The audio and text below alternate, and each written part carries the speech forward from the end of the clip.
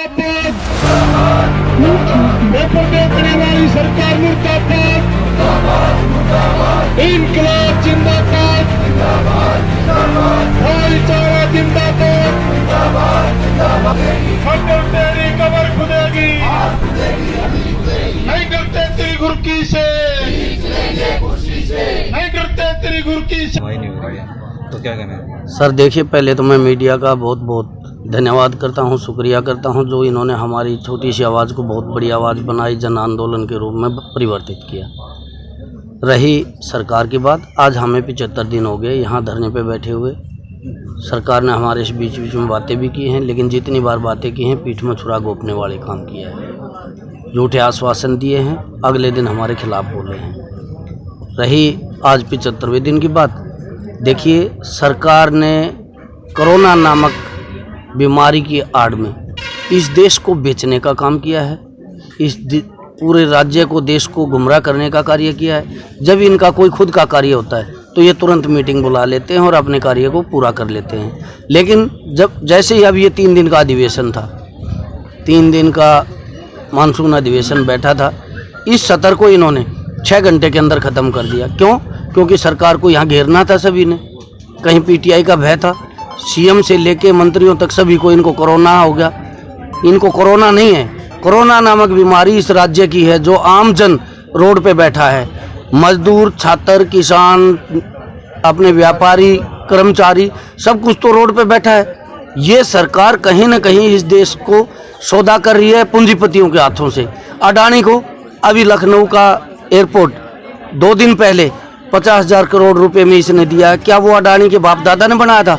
हम जैसे मजदूर किसानों के बाप दादाओं ने अपना खून पसीना बहा के उसको तैयार किया था। आज इन्होंने एक झटके में अडानी को बिक्री कर दिया। ये देश को खोखला कर रहे हैं। कहीं रेलवे को बिक्री कर रहे हैं, कहीं हेल्थ सुविधा को बेच रहे हैं, कहीं अपनी रोडवेज को बेच रहे हैं। शिक्षा विभाग का आप देख रहे हैं, हम रेगुलर कर्मचारी 10 साल जिनकी सर्विस हुई थी आज रोड पे बैठे हैं। किस लिए? इनकी गलत नीतियों के कारण। इन्होंने माननीय उच्चतम न्यायालय के अंदर झूठा एफिडेविट दिया है कि हमारे पास कोई पद खाली नहीं है, जबकि इनके पास 1953 पद अभी भी खाली हैं। तो हम इनकी गलत नीतियों का शिकार हुए हैं। ये आपसी रंजिश के कारण, ये राजनीतिक द्वेष के कारण हम सब यहाँ बैठे हैं। तो ये हम सरकार से अपील करते हैं, आपसी द्वेष को अगर निकालना है तो आप आपस में निकालिए। कर्मचारी किसी राजनीति का नहीं होता, कर्मचारी जो सरकार होती है उसी का होता है। हमने 10 साल सर्विस की है, चाहे वो किसी भी सरकार की योग्यता रही हो, हमने उसमें बढ़ चढ़ के काम किया है। हरियाणा आज हिंदुस्तान के अंदर 1 नंबर पे है, तो वो हम सब 1983 परिवारों की मेहरबानी है।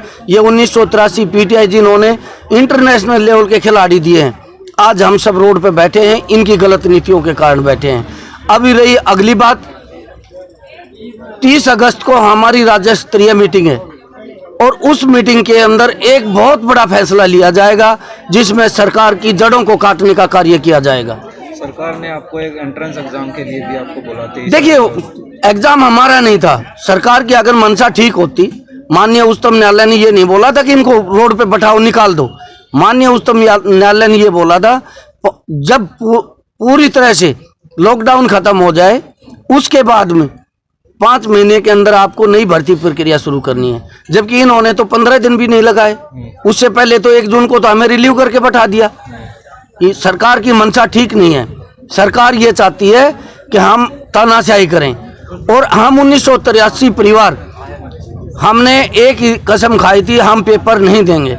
सरकार ने उसके लिए भी रणनीति खेलने की कोशिश की, हमारे को तोड़ने की कोशिश की। हमारे पदाधिकारियों को, जो राज्य स्तर का राज्य प्रधान था, उन सबको प्रलोभन देके सरकार ने तोड़ने की कोशिश की है। लेकिन सरकार की मंशा को हम भांपते हैं। फिर भी हम 95% सारे के सारे साथी एक जगह इकट्ठे रह के पेपर का बहिष्कार करने में कामयाब रहे। ये सरकार की नाकामयाबी है जो उन्होंने हमारे को तोड़ने की कोशिश की थी। लेकिन हम फिर से मीडिया के माध्यम से, सीआईडी के माध्यम से सरकार को चेताना चाहते हैं, जो सरकार अपनी चाल चलती है हम उस सरकार को उसी चाल से मारेंगे। हम पीछे नहीं हटेंगे, हम शहीद भगत सिंह का कार्य करेंगे, तानाशाह नहीं बनने देंगे। आगे आगामी रणनीति आपकी क्या होगी? आगामी रणनीति हमने बता दिया, 30 को हमारी मीटिंग है राज्य स्तरीय। उस मीटिंग के अंदर फैसला लिया जाएगा।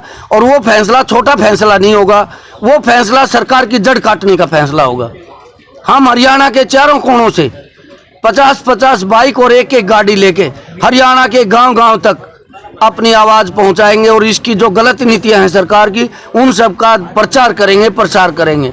उसके बाद जहां पूरा राज्य एक जगह भाग के इकट्ठे हो रहे, जितने भी मंत्री हैं, चाहे वो पक्ष विपक्ष किसी के भी हो, वो सब आज भाग भाग के बड़ौदा में इकट्ठे हो रहे हैं।